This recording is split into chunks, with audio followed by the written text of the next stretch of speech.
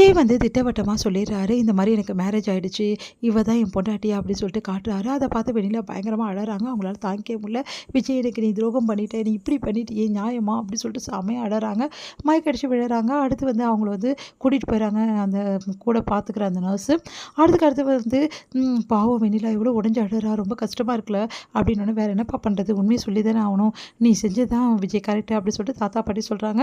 அதை கேட்டு விஜய் வந்து எனக்கு ரொம்ப வருத்தமாக இருக்குது, நான் போய் வெளில சமாதானம் வேணாப்பா அப்படியே விட்டுரு, அதுதான் உனக்கும் நல்லது அவளுக்கும் நல்லது, இதுக்கப்புறம் நீ வந்து அவள் கூட வந்து இந்த மாதிரி வந்து பேசிகிட்டு இருக்காத, புரியுதா, அவங்க மாமாவை வந்து கண்டுபிடிக்கிறேன்னு சொல்ல கண்டுபிடிச்சி முதல்ல ஒப்படைச்சிடு அப்படி சொல்லி தாத்தா வந்து அட்வைஸ் பண்ணுறாரு.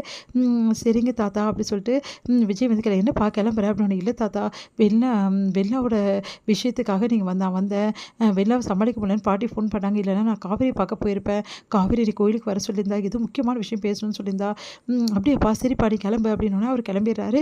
இங்கே வந்து ராகினி செம்ம டென்ஷனாக இருக்காங்க. எப்படியாவது வந்து நம்ம வெண்ணிலாவை வந்து ஏதாவது ஒன்று பண்ணணும், அவளை ஏற்றி விடணும் அப்படின்னு சொல்லிட்டு யோசிக்கிறாங்க.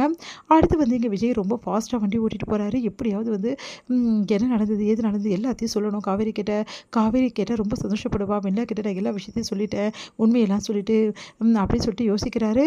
இங்கே வந்து என்ன பண்ணுறாங்க, காவேரி ரொம்ப நேரம் வெயிட் பண்ணிட்டு இருக்காங்க. ஆனால் விஜய் வரவே வரல.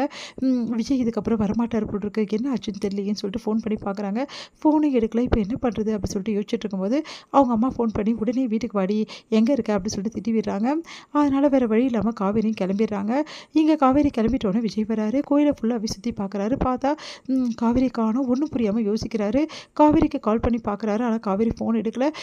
காவேரி வந்தாளா, நம்மளுக்காக வெயிட் பண்ணாளா, நம்ம லேட்டாக வந்தோன்னு சொல்லிட்டு கிளம்பிட்டாலோ, இப்போ என்ன பண்ணுறது, காவேரி இது முக்கியமான விஷயம் பேசணும்னு சொன்னாலே எல்லாம் இந்த வெண்ணிலாவோட எல்லாமே போயிடுச்சு அப்படின்னு சொல்லிட்டு டென்ஷனாக வராரு. அடுத்து வந்து இங்கே காவேரி நடந்து வந்துகிட்டே இருக்காங்க ரோட்டில். அப்போ திடீர்னு காவேரி அப்படியே மயக்கடிச்சு விழுந்துடுறாங்க. எல்லாருமே ஓடி வந்து ஐயோ ஒரு பொண்ணு மயக்கடிச்சு விழுந்துட்டா, என்ன ஆச்சுன்னு தெரியலையே அப்படின்னு சொல்லிட்டு எல்லாம் ஓடி வந்து என்னாச்சுமா அப்படின்னு சொல்லிட்டு பார்த்துட்டு இருக்காங்க. அந்த வழியாக வந்து நம்ம நிவின் வந்துட்டு இருக்காரு. நிவின் வந்து யார் அப்படின்னு சொல்லிட்டு அப்படியே பார்க்குறாரு. பார்த்தா காவேரி. ஐயோ காவேரி அப்படின்னு சொல்லிட்டு ஓடி போயிட்டு காவேரி உனக்கு என்ன ஆச்சு அப்படின்னு சொல்லிட்டு பார்க்குறாரு. எனக்கு தெரிஞ்ச பொண்ணு தாங்க அப்படின்னு, பார்த்து கூட்டிகிட்டு போப்பா, பாவம் இந்த பொண்ணு மயக்கடிச்சு விழுந்துச்சு அப்படின்னு எல்லாம் சொல்கிறாங்க. காவேரி உனக்கு என்னாச்சு காவேரி, உனக்கு கண்ணை திறந்து பார்க்குறாங்க. பார்த்துட்டு வந்து ஒன்றும் இல்லை அப்படின்றாங்க. என்னாச்சு காவேரி, என்ன ப்ராப்ளம் அப்படின்னு கேட்குறாரு. ஒன்றும் இல்லை நிவின் அப்படின்னு ஒன்று தண்ணி கொடுக்குறாங்க. தண்ணி குடிச்சிட்டு சரி நிவின் நான் கிளம்புறேன் அப்படி, அதெல்லாம் ஒன்றும் கிளம்ப வேணாம், நீ வா என் கூட அப்படி சொல்லிட்டு கூப்பிட்றாரு. எங்கே நிவின், இங்கே வா அப்படி சொல்லிட்டு அந்த இந்த ஷாப்பில் கொஞ்சம் நேரம் உட்காந்துட்டு போகலாம் இரு அப்படி சொல்லிட்டு உட்கார வைக்கிறாரு. ஏன் காவேரி இப்படிலாம் பண்ணுற, காலைல சாப்பிட்டியா இல்லையா, ஏன் இந்த மாதிரி உடம்பு வச்சுருக்க அப்படின்னு ஒன்று. சாப்பிடல நிவின், முக்கியமாக ஃப்ரெண்டை பார்க்க வரணும்னு சொல்லிட்டு வந்துட்டேன், அப்படியே கோயிலுக்கு வந்தேன், அதனால் சாப்பிட முடியல என்னால் அப்படின்றாங்க. ஓ அப்படியா, நீ சாப்பிடாதால பற்றியா இவ்வளோ கஷ்டமாக இருக்குன்னு சொல்லிட்டு சரி எதாவது ஆர்டர் பண்ணுற சாப்பிடு அப்படின்னு. எதுவும் வேணாம் நிவின், சரி ஜூஸ் அது குடிக்கணும் அப்படி சொல்லிட்டு ஜூஸ் ஆர்டர் பண்ணுறாரு. அடுத்து வந்து காவேரி குடிச்சிட்டு இருக்காங்க. என்னாச்சு, ஏதோ வந்து முக்கியமான விஷயம் போட்டிருக்கு, என்னாச்சு அப்படி சொல்லிட்டு கேட்டோன்னே, இல்லை நான் வந்து விஜயை பார்க்க வந்தேன் அப்படின்னு. சந்தோஷம் தாங்க முடியல, நிஜமாவா சொல்கிறேன் அப்படின்றார். ஆமாம் விஜய் பார்க்க தான் வந்தேன், நானும் விஜய் கோயிலில் மீட் பண்ணலான்னு இருந்தோம், ஆனால் விஜய் வரவே வரல, ஏன்னே தெரியல. ஓ அப்படியா, ரொம்ப சந்தோஷம் காவேரி, உண்மையிலே நீயும் விஜய் சேர்ந்துட்டிங்களான்னு.